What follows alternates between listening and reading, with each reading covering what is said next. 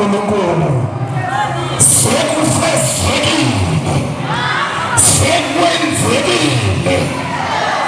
Emazalwane silapha namhlanje ngoba sekwenzekile.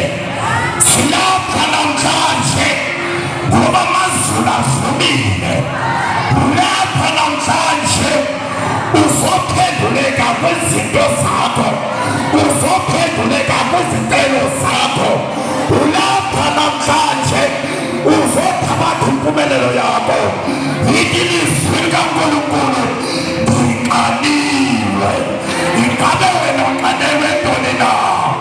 Bakhona abantu abaqalelwe amanzi, bakhona abantu abaqalelwe ibhiya, bakhona abanye abantu abaqalelwe iwayini. Ingabe wena uqalelwe?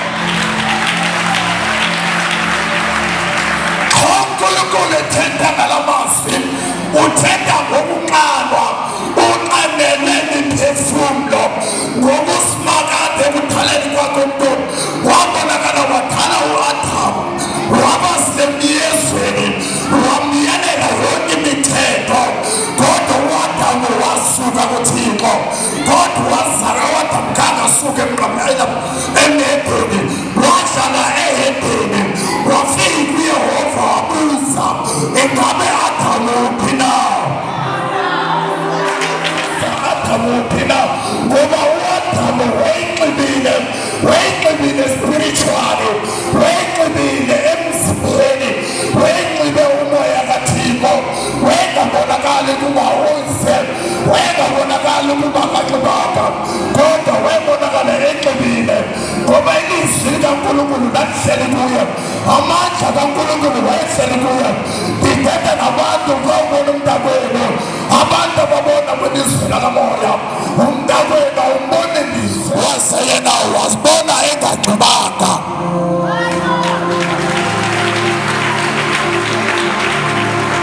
Haleluya. Lithi ilizwi likaNkulunkulu njengoba ulapha wena uzothini na? Ngoba namhlanje sifikile empilisweni, ngoba namhlanje uzonqaba. Namhlanje uthi uNkulunkulu funeka unqane ufane naye, ngoba wena ukuzalise ngamandla ayiphele, ngoba wena uphile amandla okuthandaza, ngoba wena uphile ilizwi. Uthi konke kusemhlabeni kuyolawulwa ngomntu ngelizwi. Ingaba wena yintoni layilayisayo? Ngabe ndiyamaqalekisa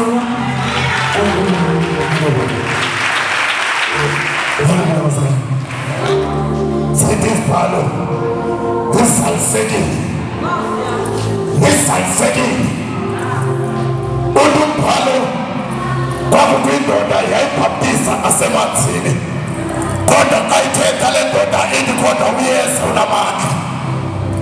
Uyeza lo unamandla yena uzobhaptiza ngomlilo nangomoya oyingcwele.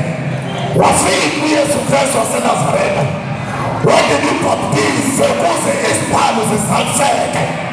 Wambhaptiza uYohane ukuze izibhalo zisaliseke, ngoba zonke izinto ezibhalwe emazulwini zisalisekile. Haleluya.